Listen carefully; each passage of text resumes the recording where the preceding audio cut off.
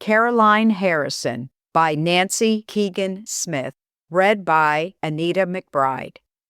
Leadership sometimes means shaping the institutions others will inherit, not the headlines of the moment.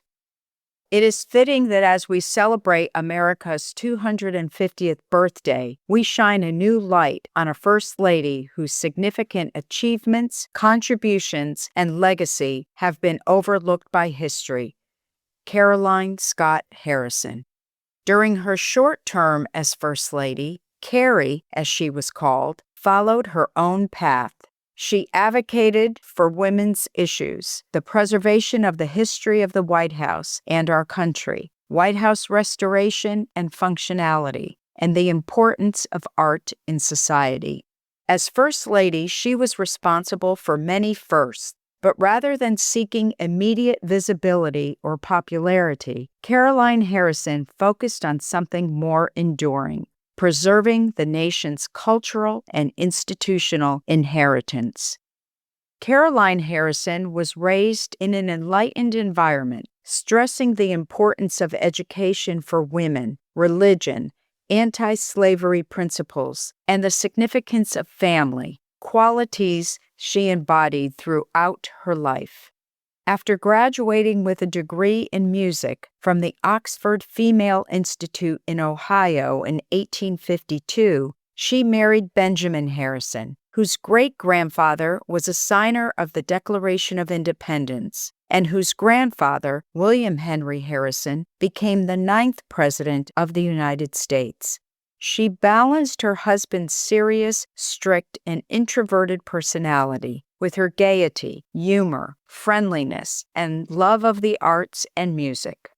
Benjamin became a successful lawyer, served in the Union Army, rising to brigadier general, and later was elected senator from Indiana. Caroline was a devoted wife and mother, active in the Presbyterian Church, and a dedicated supporter of multiple charities and community groups. She continued to pursue her love of painting, particularly watercolor and china painting and music. She pursued an energetic life despite her frail health caused by respiratory issues and a serious fall. In the 1888 presidential election, Harrison defeated President Grover Cleveland. Caroline became First Lady at age 56 and suffered from the comparison to her young, pretty, and popular predecessor, Frances Cleveland. However, she soon won favorable press coverage for her skills as an excellent hostess and for the beauty of her decorations, which highlighted her unique artistry at White House events.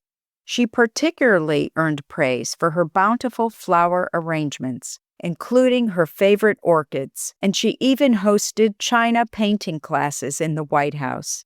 Her love and talent for the arts took her into the policy world when she championed federal government support for the arts, telling the Evening Star, "This government has reached that point where it should give more attention to the fine arts." Her devotion to family was illustrated by bringing 12 relatives from 4 generations to live at the White House. She immediately became concerned over the condition of the house, finding it in a state of terrible disrepair, and noting in her diary, "The rats have nearly taken the building, so it has become necessary to get a man with ferrets to drive them out." The private spaces were small, with most of the building reserved for public and office functions. The renovation of the White House became her first initiative. In a precedent for a First Lady, Caroline was not afraid to lobby publicly for her interests, holding press conferences, giving interviews, and leading tours for journalists, senators, and representatives to advocate for funds to renovate, enlarge, and improve the functionality of the White House. She sent her architectural plan to Congress, which preserved the current White House, that added 2 large wings, the West Wing for office space and the East Wing to house an art gallery. Although a bill was sponsored asking for $950,000, the money was not appropriated. Instead, she received $52,000 for restoration. Ike Hoover, an electrician and usher during the Harrison administration, described Caroline's achievements as so momentous, including adding more bathrooms and bedroom space, electricity, renovating the kitchen, floors, and conservatory, along with painting and frescoing many rooms, that the Clevelands hardly recognized the house when they returned 4 years later. Showing her resolve to find historical items in the White House attic, she climbed a ladder to look through boxes behind a man carrying a rifle so that he could shoot the rats. She made a catalog of the mansion's furniture, pictures, and decorative objects, preserving those she felt had historical value and starting the movement to maintain the history and provenance of the White House furnishings. As she opened boxes, she discovered the chinaware of former presidential administrations, which she had cleaned, repaired, and identified, starting the foundation for the popular White House china collection. Because there was no full set of china for entertaining, she used her artistry to design a new set of White House china. Throughout her life, she supported and believed in women's rights. The centennial of President George Washington's inauguration in 1889 focused the public's interest on preserving and honoring the nation's past. The Sons of the American Revolution had been founded to honor the nation's founders, but their membership excluded women. In 1890, the National Society of the Daughters of the American Revolution was formed, honoring the contributions of women in founding the nation. Caroline Harrison was asked to serve as their first President General. On February 22, 1892, Caroline gave the first documented speech by a First Lady at the inaugural Congress of the National Society of the Daughters of the American Revolution, stressing the importance of women to the nation's history. She stated, "Since this society has been organized, and so much thought and reading directed to the early struggle of this country, it has been made plain that much of its success was due to the character of the women of that era. The unselfish part they acted constantly commends itself to our admiration and example."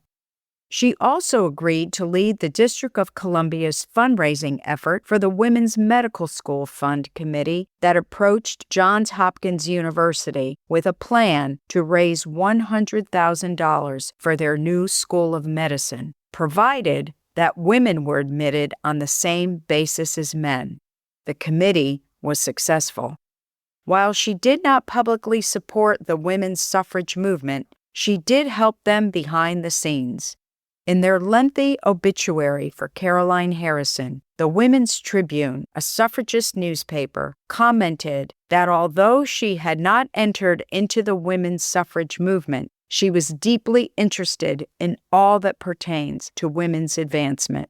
The obituary mentioned that she met with Susan B. Anthony, who asked if she would use her influence with senators and congressmen to have women recognized at the World's Fair, which the suffragists felt she accomplished. Caroline Harrison died of tuberculosis at the White House in October 1892, leaving an impressive legacy of her many firsts for First Ladies, including giving a public speech, lobbying Congress for money for White House restoration, starting the China collection, and cataloging furnishings, publicly championing federal support for the arts, and raising funds for women's admission to medical school. Taken together, these firsts reveal a larger pattern. Caroline Harrison treated the White House not as a residence, but as a national institution with a history worth preserving. She understood implicitly that institutions outlast individuals, and that leadership sometimes means quietly deciding what a nation chooses to remember. Caroline Harrison accomplished all of this in keeping with Ralph Waldo Emerson's words, Do not follow where the path may lead. Go instead where there is no path and leave a trail. It is long past time for history and our nation to justly honor and appreciate her noteworthy achievements.